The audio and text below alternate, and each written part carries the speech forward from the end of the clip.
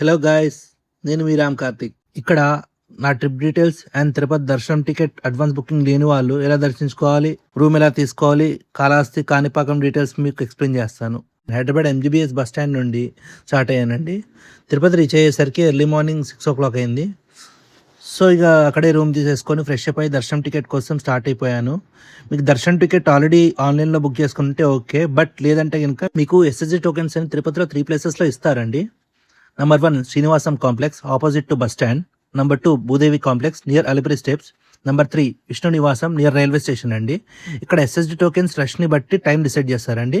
So summer కాబట్టి early morning 4 o'clock కూడా ఇస్తున్నారు సమ్ డేస్. బట్ నార్మల్ టైంలో అయితే నార్మల్ 12 o'clock ఆఫ్టర్నూన్ ఇస్తారండి. నేను వెళ్ళినప్పుడు అయితే ఆఫ్టర్నూన్ కలెక్ట్ చేసుకున్నాను అరౌండ్ 2 o'clock. సో ఇంకా నేను నా టోకెన్ కలెక్ట్ చేసేసుకొని నేను శ్రీకాళహస్తి స్టార్ట్ అయిపోయానండి. ఎందుకంటే నాకు దర్శనం స్లాట్ నెక్స్ట్ డే ఈవినింగ్ ఇచ్చారు. మోస్ట్లీ సేమ్ డే దర్శనం ఎవరికి రాదండి. For more details watch next video అండి. నాది 3 days ట్రిప్ కాబట్టి నేను పార్ట్స్గా చేయాల్సి వస్తుంది.